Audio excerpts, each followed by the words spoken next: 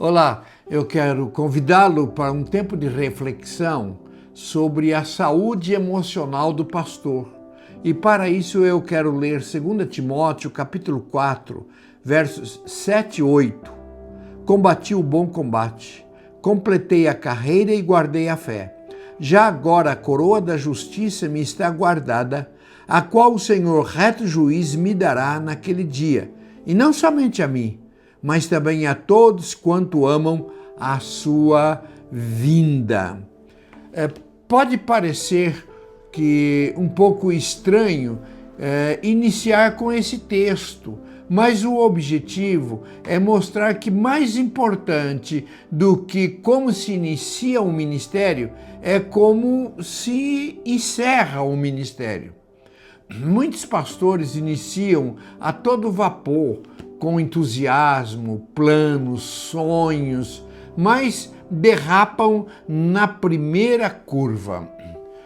Robert Clinton, do Seminário Teológico Fuller, ele diz que apenas 2 em cada 10 líderes cristãos chegam à fase da celebração saudáveis. O pastor é um sujeito biofísico, psicossocial, espiritual e lida o tempo todo com outros indivíduos com a mesma complexidade. E dessa dinâmica de relacionamentos, uma série de males podem emergir. Assim sendo, não é para menos que de quando em quando nós encontramos pastores, homens de Deus, cansados, estafados, sofridos, doentes. Esses desconfortos emocionais, eles podem acontecer em 3 níveis. O primeiro é um nível mais leve, apresenta sintomas sem alterações mais sérias, tipo tristeza, estresse, conflitos internos, pressões naturais da vida, e a tendência é desaparecer. Mas pode acentuar, sendo necessárias algumas providências, tipo um terapeuta, um psicólogo, um pastor, um conselheiro, não havendo necessidade de remédios. Mas pode agravar, levando a transtornos mais complexos. Nesse caso, devem ser tratados com psiquiatras, médicos e às vezes até com medicamentos. O pastor não pode subestimar esses sentimentos. Ele precisa estar bem porque vai cuidar de muita gente doente. Fala-se sobre a vida espiritual do pastor, mas pouco a respeito da sua vida emocional. Nos seminários que eu consultei, consta 1 ano a disciplina de psicologia e 1 ano de aconselhamento pastoral, mas sempre voltadas para cuidar dos outros, atender às necessidades e complexidades alheias. Mas nada sobre cuidar de si mesmo, preparar-se para evitar ou para enfrentar as suas próprias dificuldades e crises. Pela natureza do trabalho, os pastores são fortes candidatos a crises emocionais. O Dr. Lotufo Neto, um professor de psicologia clínica da USP, ele pesquisou sobre a prevalência de transtornos mentais entre ministros religiosos e constatou que 47% dos pastores sofrem de transtornos mentais. Um artigo produzido no Dallas Theological Seminary sobre fracasso entre pastores constatou que nenhum deles tinha algum tipo de prestação de contas a outras pessoas. Eles tinham cessado o seu tempo devocional, seu tempo com Deus. Todos pensavam que jamais cairiam.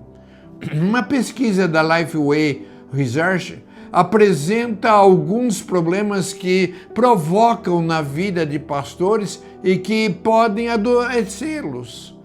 84% reclamam do excesso de trabalho, 80% de conflitos com liderança, embora estivessem bem na igreja, mas teve conflito com a igreja.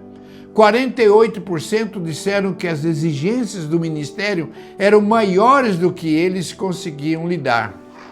Uma outra pesquisa do Projeto Timóteo diz que os principais motivos para o estresse dos pastores são ativismo, vários papéis, falta de tempo para si mesmo, para sua família, dificuldades com relacionamentos e dificuldades por falta de resultado, expectativas que não foram atendidas, problemas financeiros. Agora, como que podemos nos prevenir? Timóteo 4,16 diz: tem cuidado de ti mesmo. O pastor, ele cuida dos outros, mas não cuida muitas vezes de si mesmo. Ele precisa reconhecer os seus limites, não deve bancar o super-herói querendo resolver todos os problemas, porque se ele passar o tempo todo só apagando o incêndio, os seus projetos param. Ele precisa avaliar as batalhas que ele deve enfrentar. Muitas vezes enfrentamos batalhas que não precisaríamos enfrentá-las.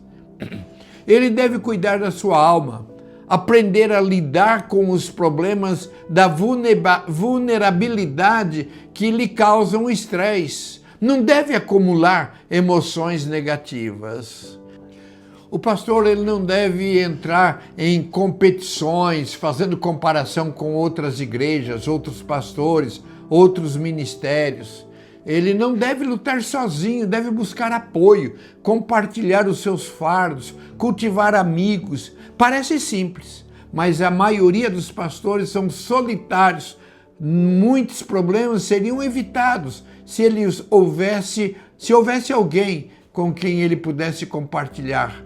Perca o preconceito de pedir ajuda. Aprenda a administrar o seu tempo, a sua agenda.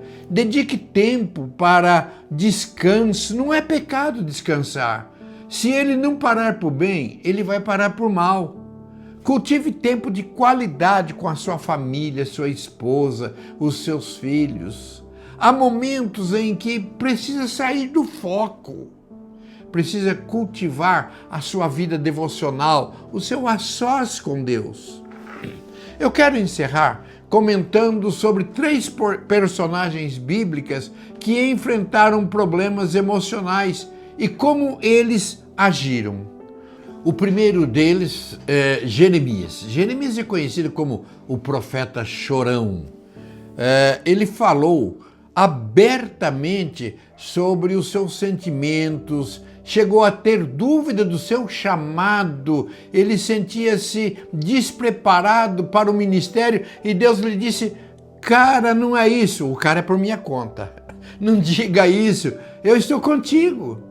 E ele expressou frustração, solidão, tristeza, dor emocional, não reprimiu os seus sentimentos, porque ele não se encaixava em lugar nenhum. Diz o texto: nunca me sentei na roda dos que se alegram, nem me regozijei. Eu me sentia solitário, porque a minha dor não tinha fim. E aí o texto diz: clama a mim, responder-te-ei, anunciei coisas grandes que você nem sabe. E quando Jeremias esteve preso, ele precisou de um amigo, Ebed-Meleque, para socorrê-lo. Ele teve um amigo, mas principalmente fortaleceu-se em Deus, dizendo: eu quero trazer à memória o que me pode dar esperança. As misericórdias do Senhor são a causa de não sermos consumidos, porque as suas misericórdias não têm fim, elas se renovam a cada manhã. Grande é a tua fidelidade. A minha porção é o Senhor e eu esperarei nele. O segundo personagem, o apóstolo Paulo, também expõe os seus sentimentos e diz que se sentia solitário, abandonado, reclama de Crescente, de Tito, de Demas, que o abandonaram, que Alexandre o latoeiro lhe causou muitos males e que ninguém saiu em sua defesa. E como que ele reagiu diante desse momento de vulnerabilidade? Ele pede a presença de amigos, chama Timóteo: vem ter comigo depressa, traga Marcos também. Ele reconhece a importância de amigos junto com ele. E no versículo 17, há uma virada de chave e ele diz: mas o Senhor me assistiu, me revestiu de forças para que por meu intermédio a pregação fosse plenamente cumprida e todos os gentios a ouvissem, e eu fui libertado da boca do leão. O Senhor me livrará também de toda obra maligna e me levará salvo para o seu reino celestial. A ele seja a glória pelos séculos dos séculos.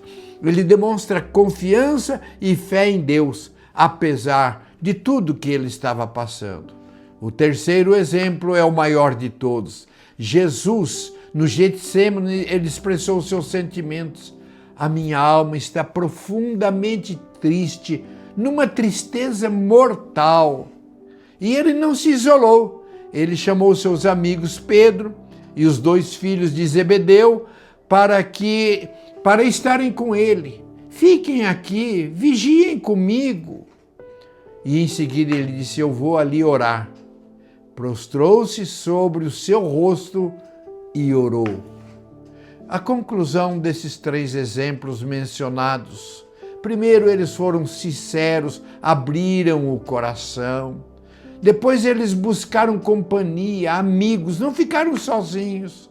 Eles oraram e confiaram em Deus que os sustentaria. Que Deus nos abençoe e nos ajude. Precisamos reconhecer as nossas fragilidades, buscar companhia de amigos e buscar a força em Deus.